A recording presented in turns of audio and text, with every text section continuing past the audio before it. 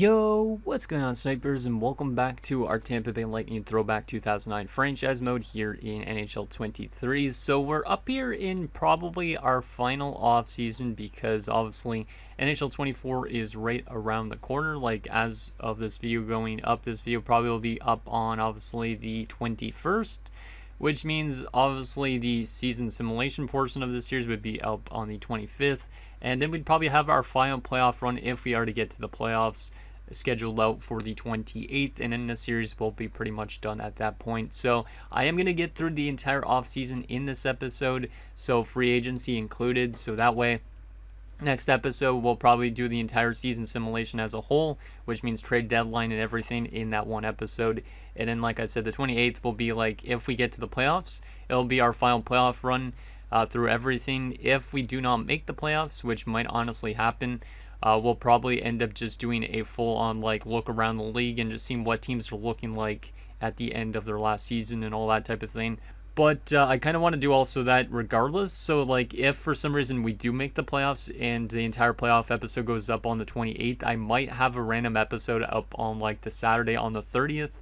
And that would just be a recap on everything and basically show you guys what everybody's looking like at the end of franchise mode at that point. So, that's my plan, at least, to wrap up this series because we don't have enough time to very much go any more seasons than this one season, which kind of sucks. But like I said in my channel update video, I plan to do a full throwback franchise mode series at some point in NHL 24. So hopefully we can have that go the entire 25 seasons because it'd be kind of fun to do a full 25 seasons with one of my rosters. But first, before we get into this entire last offseason, I do have a couple comments to go over. So the first one is from Rebecca Weiss-Widge, which says, Babcock benched Modano for the last few games to stop him from getting to 1,000 games played, which I honestly didn't even realize that's what happened. But yeah, Babcock is a complete asswipe, so doesn't surprise me that he would do something like that, to a legend like Mike Modano.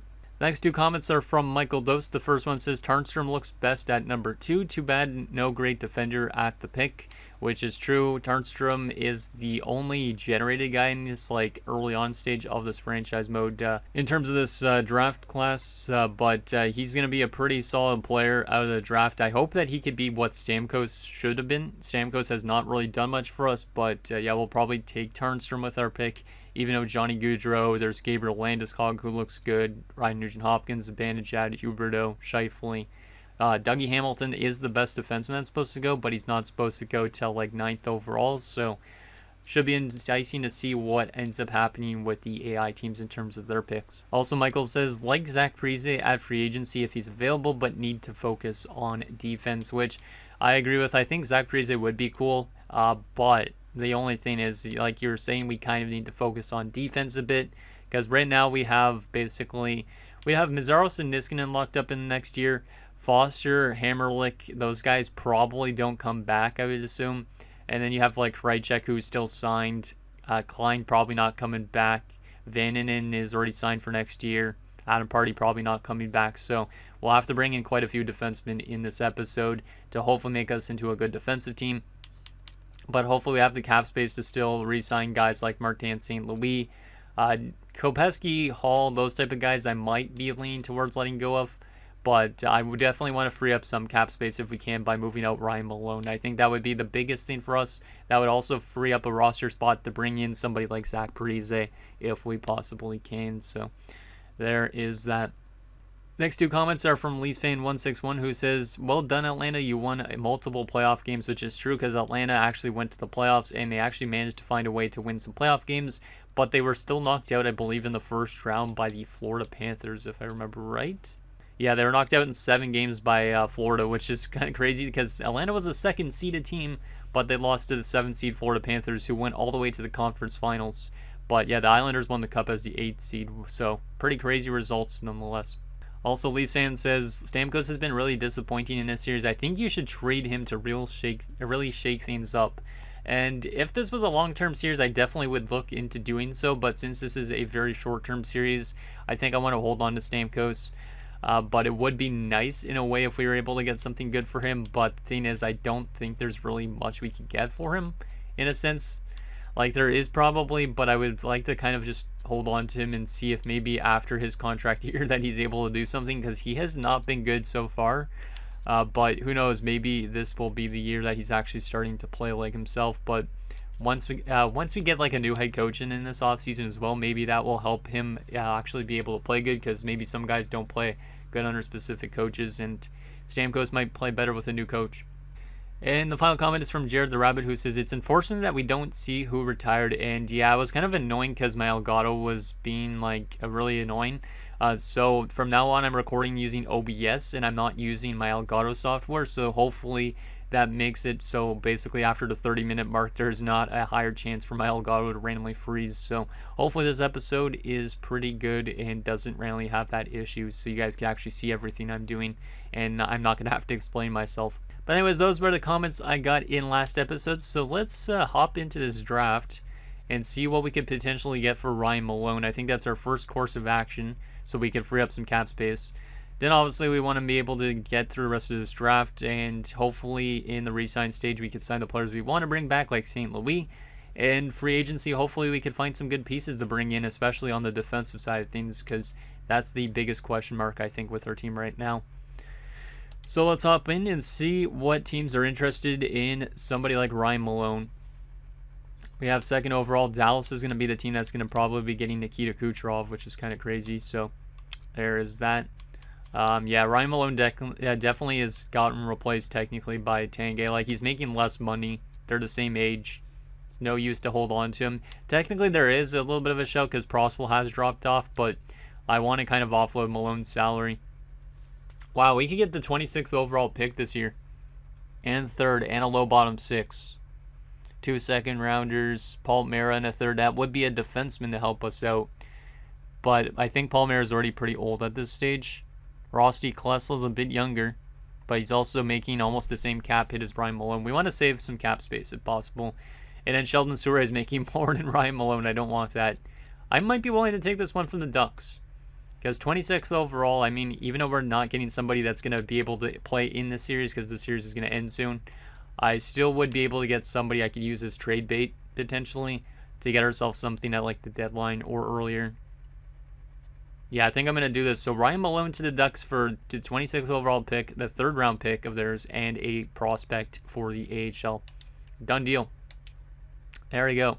So we've offloaded a lot of salary there by getting rid of Malone. I think that will help us a lot, because now we basically have, in terms of our forward core, LeCavalier, Stamkos, St. Louis. Tanguay obviously drops off a lot afterwards, so we kind of need to address that a little bit. Prospel, Kopecky still, Gotch, Hall, Downey, Pettinger, Pouliot, Carsons. And then it drops off a lot after that, but yeah, I think we're in a good spot capitalized now because of that trade.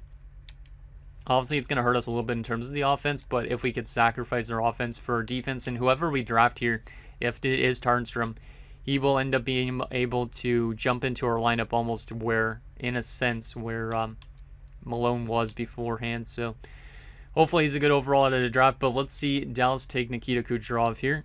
There he is, 85 overall. Wow, he developed a lot faster than I thought. Holy crap. I should have probably made him lower overall for franchise mode, because in real life he wasn't NHL ready out of the draft, but holy shit. Didn't realize he jumped up to an 85. God damn. That's a huge pick there. Imagine if we would have won the draft lottery and we'd have been able to get Kucherov. That would have been sick. That would have been sick.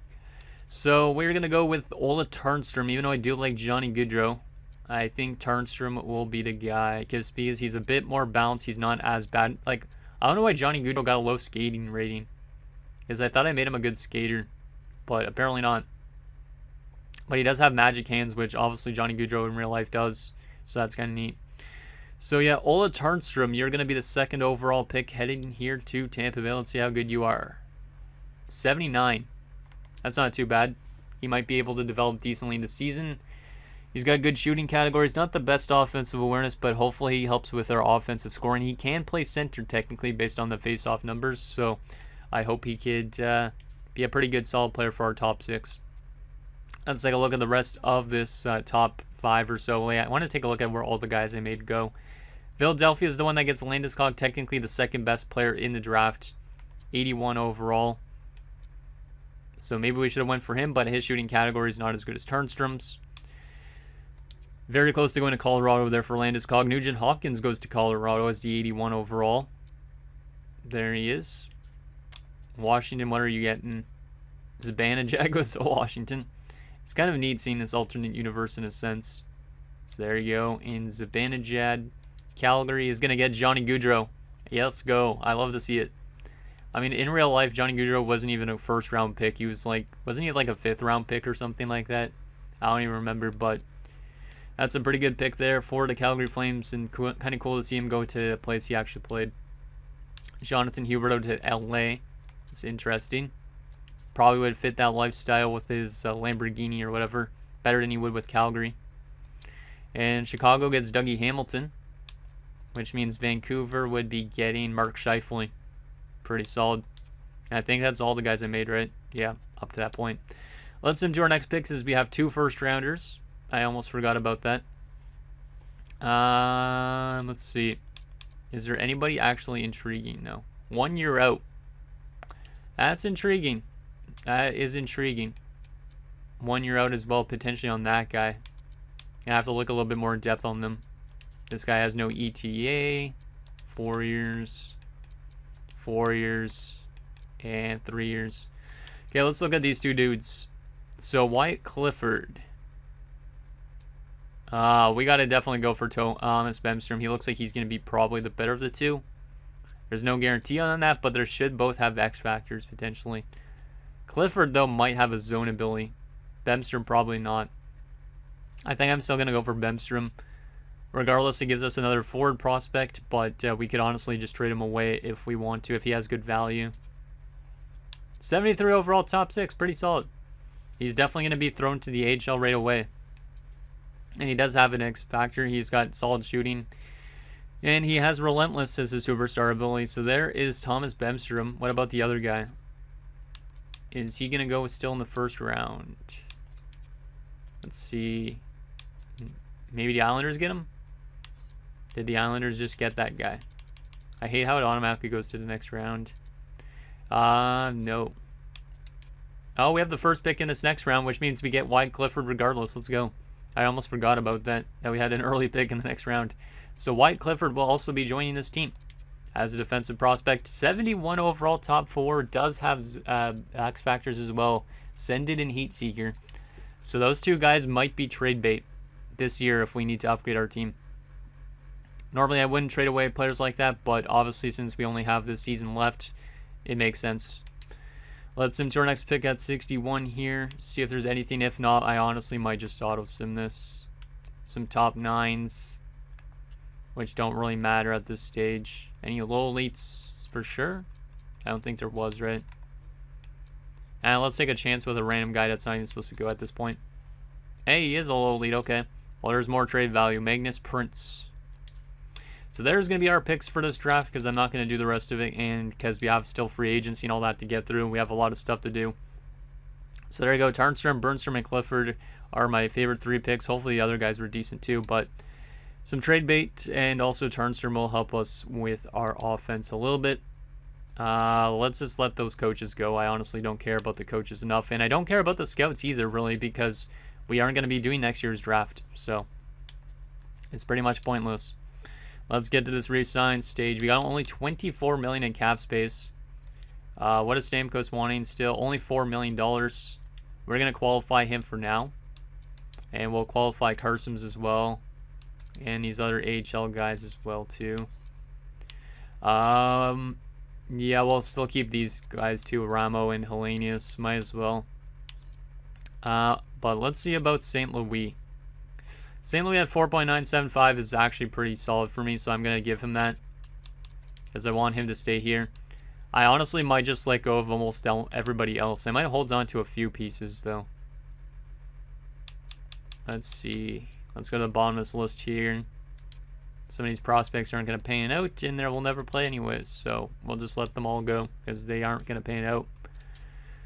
And then we'll try and keep these AHL guys, maybe, just because we need AHL players regardless. Pouliot. Do I want Marc-Antoine Pouliot back? At that price point, sure, why not? That's solid enough for a depth forward. Adam Party is a depth defenseman. That's a good price. I'll keep him. But like, what about Matt Pettinger? A little bit expensive, not too bad. Adam Hall as a fourth liner, I think, is still decent to bring back. I did like Kevin Klein, but I think his asking price is going to be a bit high. Let's see. It's not outrageous. Not outrageous. We do have Craig Anderson also. I forgot about the worry about. Do I want to bring back Craig Anderson as the backup to Halak? I don't think I do. He was actually pretty good in the one playoff game he played a few years ago. I'm going to let him go. We're going to look for a new backup as well. Because might as well make a couple big changes to the team. I did like Thomas Kopeski's play quite a bit last season, but he is trying to get $2 million as an 81. Like, he randomly had 38 points, which is pretty solid. Yeah, he's not a bad player at all, but do I want to bring him back at that price point? I don't know. I don't think so. I'm going to let him go. Marcel Gotch as a fourth line center is decent, but 1850, it's not terrible. Let's bring back Marcel Gotch. I do like him as a kind of a fourth line option. And I'll hold on to Adam Hall as well, I think, at his price point. But I am going to let go of Matt Pettinger. I am going to be letting go of likely letting go of Curtis Foster. Roman Hammerlick as well, because I can't really give them a combined $7 million. And then Kevin Klein, what is he wanting again? It's not bad. We'll hold on to Kevin Klein. I think he's okay. We'll hold on to him for now. Let's advance today, see if we get all these guys that we offer contracts to. A lot of rejections in there, including Martin St. Louis, which is not ideal. Let's see if I could get him for a little bit more. I do not want to lose St. Louis. He's definitely the #1 option to bring back to this team. But I'm going to try and keep on to a good chunk of these players. And then hopefully we could find some stuff in free agency. If we can't, then we might have to trade for new players instead. Let's see.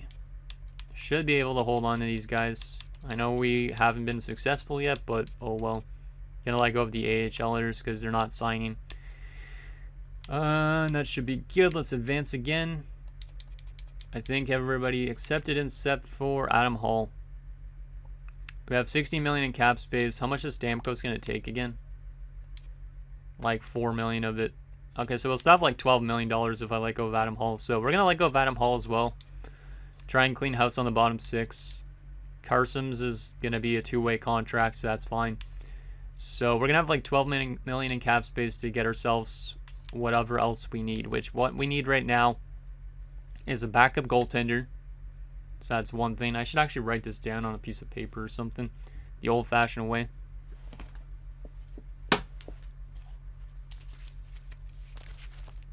So we need ourselves one backup goaltender. Let me write this down on paper. I am weird because I write down stuff on paper still in 2023. 1, 2, 3, 4, 5, 6. Yeah, we definitely could use a top defenseman at least. Because we got ourselves, like, these two are definitely a good top 4. These guys are more top 6, same with these guys. But I'd say one top 2 defender if we have the cap space for a top 2. Forward-wise, we got 1, 2, 3, 4. We probably need 2 more top 6 forwards. That's my guess. We honestly might trade prospects like right away before they even play. Potentially. Prospel's more of a third liner. Gotch is like a third/fourth liner. We have Tarnstrom actually to jump in, so that gives us another roster player in. So basically we have 1, 2, 3, 4, 5, 6, 7, 8, 9. Yeah, we technically need like another fourth liner maybe. So we need 1 fourth line forward as well. And in the depth options, we could technically sign ourselves 2 depth forwards. Technically, we need a whole lot of stuff. And we don't have a lot of cap space to work with, which means we might have to offload some other cap space. Le Cavalier's contract is starting to be a bit of a way down on this team. But I do need to hold on to him if we want to be competitive, I think. So let's send him to free agency and see what we got available. Let's see, we got guys accepting now, which is good. And obviously we're letting go of those AHL coaches, and we're not bringing back our scouts because we don't care. We're not drafting stuff anymore. So let's see what we got in terms of available free agents. First things first is finding yourselves a backup goaltender, which Alex Ald's there, Peter Budaj. Ooh, Peter Budaj and Ald's stats are both pretty good, but is that AHL? No, that's NHL. Alex Ald went to the Stanley Cup Finals with the San Jose Sharks, had pretty good regular season numbers with them, but that's a really good team in front of him too. Got to keep that note. Peter Budaj played on Boston and he had a .916, did not play in the playoffs, which means they probably didn't make the playoffs, or they were knocked out, or he was just the backup and didn't get to play. There's also Ben Bishop, who has been terrible, at least this year in the NHL. He was really good in the AHL though, but I don't think I could take a chance on Ben Bishop. Don't think I can. There is Heavy Bullen still. We know he won a Stanley Cup in year 1, so maybe he has it in him still to be good. You know what? Yeah, we'll bring in Nikolai Heavy Bullen as the backup. Let him retire as a Tampa Bay Lightning. Guess this might be his last year of his career, so he'll be our backup goaltender to Yaroslav Halak. If he doesn't accept, there's also Manny Fernandez, who's pretty good, so there's other options if for some reason Heavy Bullen doesn't want to come here. But now we get into the interesting stuff. Defensively, I said we needed maybe a top 2 defenseman. The only one out there is Sergei Gonchar, and he would eat a good chunk of our cap. And he is dropping off offensively since his really crazy season he had. I don't think Sergei Gonchar is what we need. Atlanta's interested. Jesus. Atlanta's just like crazy different in this experience. Pickenen wants 5.5. That's a lot. Chris Pronger being there, dropping off a lot is nice, but Brent Seabrook has hit the free agency. He would be good, but he wants a 5 by 4.875, but he is only 26. Chicago has not been good in this universe. He's never played in the playoff game. Brent Seabrook is the guy. Brent Seabrook is the guy. It's a bit of a high price point, but we have the cap space. We'll give him the 5 years because that'll probably be his cheapest point, so we'll do that. See if Seabrook wants to be that defenseman for us. That would knock us down to, let me see how much cap-wise. It would be $5 million spent, I think. And then Stamkos would be taking some. We still have to get ourselves 2 more top 6 forwards, which we're not going to get ourselves 2 top 6 forwards. We're going to have to get 2 average guys unless we trade for 1. Wow. Yeah, maybe I shouldn't have went for him, but I think defense is the main focus, like Michael was mentioning. So if we could find ourselves 2 good, like 84s that are not asking for too much, that would be good. If we could find somebody on a good price point, like Chuck Kobasu. He's 84, but he's only wanting 2.425. Chuck Kobasu, not a huge offensive player. Fits our third line. You know what? We'll take on to Chuck Kobasu. Boston's also interested in him, so let's just knock it up a little bit. And as our other player, that's also on a cheaper wanting asking price, we'll go for Drew Stafford. He only wants 19.25 as an 83. So might as well, we'll knock him up to 2.1. There we go. Because I'm not bringing in Matt Cook for sure. Screw Matt Cook. So there's our 2 forwards. So we already addressed this. We've already addressed that. We've already addressed that. We technically use a bottom 6 forward and 2 depth forwards as well. So let's go to the bottom of this list. See if there's anything out there very cheap.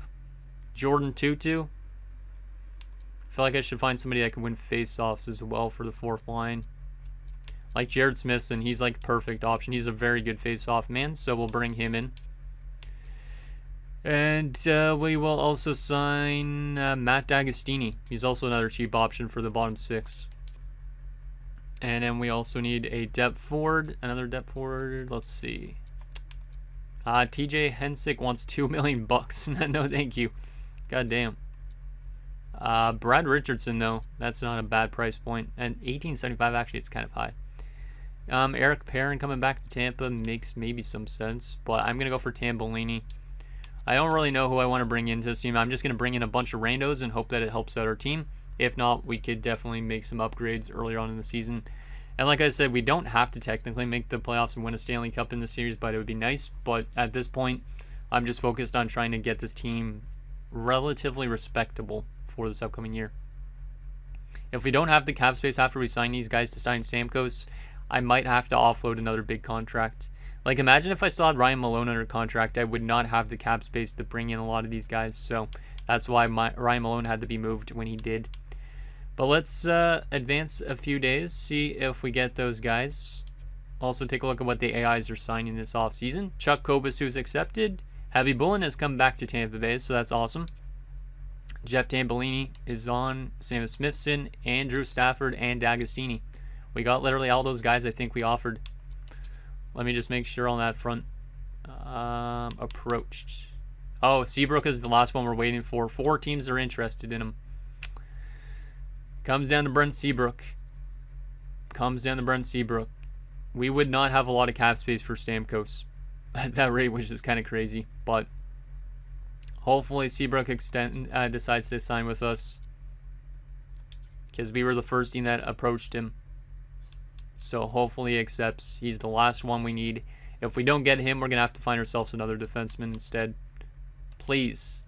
He goes to Toronto. Brent Seabrook is a Leaf. That's gross. Any other good defenders out there? There's still a bunch, which is good for us, but a lot of them are old guys. Bruno Gervais is not really what I'm looking for, even if he's listed as a top 4. He's actually a pretty good shutdown defenseman, at least last season with the Islanders. They did win the Stanley Cup after all, and he's a right-handed defenseman. He's like a younger Curtis Foster, basically. Let's do it. Let's go with Bruno Gervais, which doesn't seem like it would be an answer for something as big as our defensive need, but we bring him in, we'll have enough money for Stamkos, and if this team is not doing good, we could always make some changes. Let's see. Bruno Gervais? Yay, nice. He actually played, I think, at Tampa Bay at one point too, so that's kind of neat. So there's our signings. We should have enough roster players now for our NHL team. We got our starter and our backup. We got 1, 2, 3, 4, 5, 6, 7. It's not the best defensive core still. It's still missing that one stud defenseman. We got, what else? 1, 2, 3, and 4. 5 as well. 6, 7, 8, 9, 10, 11, 12, 13. Perfect. And I technically use another depth forward as well. Actually, Stamkos is still trying to get signed, so never mind. Yeah, we're good. We are good on the forward core. I don't know if we're going to have the money to necessarily make ourselves a trade for a better defenseman. We got to make sure Stamkos gets signed first, though. Even if he hasn't been good, it's just for 1 year anyways. Let's go to the end of the month and see if Stamkos accepts by then. Like I said, we'll also take a look at what the AIs are signing, see if any former players actually went to their real teams. Jonathan Cheechoo on a 6-year deal with a 4th-round pick for 2 seconds. No, thank you. Don't really have the cap space for Jonathan Cheechoo. 2 second-rounders for Dominic Moore and Anton Volchenkov. No, thank you. I'm still trying to sign Steven Stamkos, so don't offer me those type of trades, please. Paul Martin a 3rd for 2 seconds. No, thank you. Even though Paul Martin is a good shutdown defenseman, I don't really have the money at the moment. At least I don't think so. Okay, let's see. Stamkos, are you willing to accept for less money now? 3,775. Sure, that's fine with me. That'll knock us down to only $3 million or so in cap space, which is not really a whole lot. But let's take a look at what the first month of free agency looking like. Who went where, and has there been any offseason trades? There has been one. So Mark Giordano, who went to Atlanta last year, gets dealt to the Montreal Canadiens with a 3rd-round pick for Doug Weight in the 4th. It's weird. A little bit weird. Signing-wise, any crazy signings? Not going to read them all out, but if you guys see anything interesting, again, bring it to my attention. Matt Penninger goes back to Washington, where he started his career, so that's where our former 4th-liner went. Interesting. What else we got here? Anything interesting to grab my attention? Matt's maybe our former defenseman went to LA. He wasn't with us last season, no. Jordan Tutu goes to New Jersey. Wasn't he there at the end of his career or close to it? Like around the time he was with Chicago, if I remember right. I feel like he was. Chris Osgood goes to Pittsburgh, which is really weird considering Stanley Cup Finals in 08 and 09 in real life. That's funny. Pavel Demitra to Phoenix. What else we got here? Michael Hanzu's back to Phoenix, where he had his second year of his career. Well, third year, actually. No, fourth year. Yeah, because it was after St. Louis. What else we got here? Because he was a major piece in the Keith Tkachuk trade way back. Lori Karpikoski still resigns in New York again, I think. What else we got here? Sammy Salo to Pittsburgh. Alex Kovalev to Phoenix. Shelf Halpern to Boston. Our former goaltender Craig Anderson signs in Edmonton. Cool. Victor Kozlov to the Rangers. Peter Budaj going back to Colorado. Interesting. Adam Hall, our former player, goes to the Canucks, and Kopecky goes to Atlanta. Vesatoskala to Boston. Anything else to note? I'm trying to see if there's any crazy trade ones. Well, our former goalie Mike Smith signed a 5-year deal with the New York Islanders after they won the Stanley Cup. Radek Dvorak to Montreal. Anything else? Pekka to Washington. Brian Elliott resigns a 4-year deal with Ottawa. Langenbrunner to New York. Anything else? Brian McCabe to Montreal. J.S. Jaguar goes to the Canucks on a 1-year deal. Olsen to St. Louis, which he technically played with their AHL team before he played for the Minnesota Wild. Patrick Eaves to Chicago. Arnott goes back to Nashville. Jonathan Chichu signed that 6-year deal with Edmonton and almost got dealt right after that, which is hilarious. Anything else? Sammy Paulson went right back to Anaheim. He was with San Jose last season in this, I think. BX signs in New Jersey. Anything else? Chris Pronger goes to the Canucks on a 2-year deal. Ty Conklin resigns in St. Louis. Derek Morris to the Islanders. Ben Bishop also signed with the Leafs. Jeez. The Leafs are getting a lot of good free agents. Michael Ryder goes to Colorado. Justin Williams to Columbus. TJ Oshie signs in Detroit. Sergei Gonchar also goes to the Thrashers. Yeah, the Thrashers are crazy. Brad Richards to the Canucks as well. Zach Parise gets a 7-year deal in free agency. I know you guys were saying to go after him. Well, I'm not giving him a 7-year deal. That's hilarious. It's almost like what the Minnesota Wild did with him and Ryan Suter back in the day. Of course, it's Edmonton this time around. Patrick O'Sullivan got a 6-year deal. Andrew Ladd returns to Carolina. That's cool. And yeah, we got Heavy Bullen. Corey Schneider goes to the Leafs as well. Leafs literally getting everybody. Rafi Torres goes to Buffalo, which he played in real life. Steve Sullivan returns to Chicago. I bet Saturn Otaku and Hawks fan would like that. Nick Foligno resigns in Ottawa again. Bobby Ryan resigns in Anaheim. And Caberlet signed in Carolina like real life. Cool. But that was, I think, before his Montreal experience or shortly after. I can't remember. Or Boston, I should say. His Boston time period. There we go.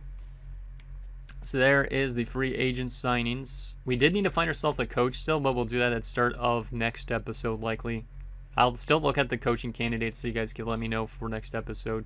But what was I going to do? Oh yeah, Stamkos has got offered a contract. And then we'll look at the trading block and see if we might find ourselves still a defender out there. Because we could trade away some of those prospects we just drafted. Let's see, Stamkos accepts. How much cap space we got? 3,505. Okay. Let's see what we got for potential trade options for defenders out there. I know this episode might be a bit longer, but that is okay. Not looking at Seinberg or Pollock or Brookbank. I'm not looking for any forwards at this point either. Scott Hannon, Brendan Bell. Trying to find somebody that can maybe intrigue us. I'll also look at free agents again just in case there was anybody that's still available. Let's see. Looking for a defenseman. That's on a cheap price point, which I don't think there will probably be much, but never know. Wow, Matthew Lombardi got statistical growth. He got paid, and he's up to an 89. Crazy. Steos, no thank you. Robida, it's way too much money. We need somebody that fits in our cap limit as well, which might make it very tough for us to find somebody. Wait, who was that? Oh, it was Rich Peverly. I thought it said a different last name. I was confused. Vishnovsky is too much money. Same with Sheldon Sure. Klesla just fits in our cap amount, but 83 is not a huge upgrade. That's the only problem. Like, we need somebody that's like an 85 overall that's not making a lot of money if possible. But I don't think there's going to be really anything out there. Giordano's back on the block again. Don't know why he keeps getting thrown on the block, but he does. Let's see. Come on, there's got to be something. Ehrhoff would be okay, but I don't think he's a huge offensive guy in this. Yeah, 20 points a season. Don't really see it. Mark Streit, a little bit too expensive. Does pick up offense, but a little bit too expensive for our cap limit, which is unfortunate. Paul Martin is within the cap limit, and we were offered Paul Martin earlier. He doesn't bring a whole lot of offense, but I know in real life he was a good shutdown defenseman. I should take a look at Paul Martin a bit. And Kerbeshkov, actually, for that matter. Kerbeshkov brings offense. Ooh. I like Dennis Kerbeshkov, actually, a little bit more because of that offensive punch. I gotta look and see what Dennis Kerbeshkov is gonna fetch. Because he's in our cap limit, which is huge. I know he's not necessarily a huge player in terms of in real life. He was never really that type of guy, but still could help us out quite a bit. Let's see. Don't really see anything else so far. So I think Kerbeshkov might be my target if the offer is not that bad. Let's see. What are we going to have to pay for somebody like Dennis Kerbeshkov in Ottawa? Or Paul Martin, since both of them are in the same trading block. Let's go find trade. See if we don't have to give up anything huge. See if we don't have to give anything up huge. I know they have a lot of value. Kerbeshkov has more value. 2 second-round picks. You got yourselves a deal, Ottawa. You got yourselves a deal. Boom. There we go. There we go. We bring in Dennis Kerbeshkov for 2 second-round picks. And that keeps us within the cap limit and makes our defensive core a little bit more of an upgrade. I like that addition a lot. Wasn't expecting 2 seconds only, but he's been picking up points. And that's something that could help us out a lot in the back end because we don't really have that puck-moving defenseman. He will be on the power play for sure. Him, Mazzaros, Niskanen. It's not too bad. Bruno Gervais. We have 3 right-handers and 4 left-handers. I will take it. That's good. I don't know if it's enough to get us into the playoffs because this game kind of just goes all over the place, but that's going to be our team. Let's head to the start of next season and take a look at what our lineup is going to be looking like. We'll also take a look at the available coaches again because we are likely going to change the coach from whatever they sign us this offseason. Or we actually still have our head coach, don't we? No, we have an interim at the moment, I think, still. But we'll definitely look and see if there is a good coach out there for us that could help out Stamkos. So first we need to adjust our lines as best as possible. Ooh, they're saying Tarnstrom on the first line. That's a bit weird. Prospel might be honestly down to like a third line type of role with like Kobasu. Like I might have to run something like this. St. Louis, LeCavalier, Tarnstrom, Tanguay, Stamkos, Stafford. Then Kobasu, Gotch, Prospel, Downey, Smithson, D'Agostini. Bannon and Party scratches. Yeah, we have way too many defensemen now because of that. I didn't even think about that. So we might have to trade one of these guys away at the start of the next episode. And then we should call up probably Marc-Antoine Pouliot as our depth forward at the moment, since he's a face-off man and our best overall guy down there. Actually, Tambolini should be up here. So, yeah, we definitely need to trade away a defenseman. I'm going to probably actually just send Adam Party down. Oh, we'd be over to cap. Friggin' Christ, man. That's not great. That's why it's like that. I might have to leave one of those signings down there in the minors. So we'll call up Pouliot. And we will send down Party then. There we go. That works. So at least we have a depth defenseman and a depth forward. But we are a little bit of a cap strength right now. Goalies Halak and Heavy Bullen. I like it. It's a good looking team. But then again, this type of team missed last year in the playoffs, so never know.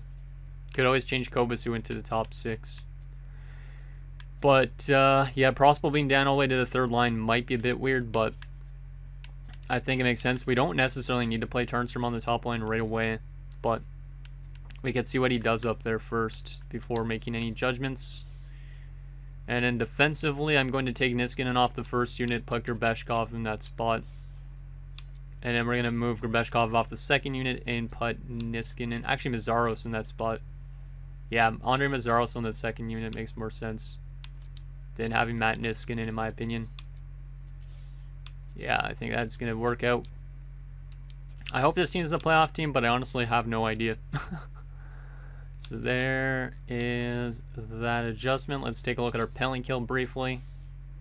Smithson and Mazaros and Gotch and that type of thing. Yeah, that's decent. Yeah, I don't mind it. I do not mind the look of this team right now. The chemistry looks okay too, so they might have actually found themselves a good coach. We'll take a look first though. What is our coach looking like? And then we'll see what available coaches there is if we want to make a change. Okay, this guy's a D- overall, so we definitely shouldn't have this guy for head coach. This is still the interim goalie coach. I forgot about that. So yeah, we definitely need to still find ourselves a head coach. What do we got for head coach options? What do we got? So let me know who you guys think I should be signing here. So we got Sylvain Apple, 64% team fit. We got Arthur Motzko, 61% team fit. We got Ariel Andrews, who's also a 62 now. Actually, never mind, it's not 61. We have Stéphane Lecavalier, so we get a Lecavalier as our head coach. Does he work good with Vinny Lecavalier? Yes, he does. And he looks very good with Stamkos, but he doesn't work good with Kobasu and such. We have Justin Morrow, who might be my top option right now, 64%. Francois Leblanc, 65, but he's a defensive coach. 64 balanced is Braden Raymond. 64 in Vincent Supre, another defensive coach. And I think those, actually 68% on an offensive coach in Cameron Lance. Not really good with the defenders though. 64 for this dude as well. Same with Rocky Clark. But if you guys see anybody that should be our next head coach, let me know and then I'll sign one up for our head coach for our final season. But there's that. And I think that's everything I needed to take a look at. What is our ratings looking like? Let me send to the preseason and see what our ratings are looking like compared to that of the Florida Panthers. I mean, they're probably playing their younger guys, but I want to still see what our ratings are looking like. 90, 86, 82. That's pretty solid. Goaltending is a bit weak, but hopefully Halak could have a good season for us. But anyways, guys, that's going to do it for this episode of our Tampa Bay Lightning Throwback 2009 franchise mode. So in next episode, we will simulate the entire season. We'll probably make some trades as well throughout the season to hopefully bolster our team even more so if you guys think it's necessary that we should do that. Because I'd say right now we don't really have a super big weakness. Maybe a little bit of depth centers could change. But I think this team should be better because we now have a young guy like Turnstrom. Prospels now have more of a third liner. We still have Tanguay. We brought in Kobasu, Stafford, D'Agostini. The defensive core is upgraded as well with Grabeshkov being in now. So I think this team should be better. But at the same time, you never really know. So let me know what you guys think down below. And I'll see you guys next time.